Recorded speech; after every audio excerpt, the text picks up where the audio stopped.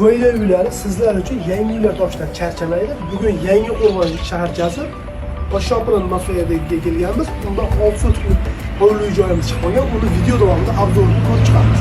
Qani ketdik.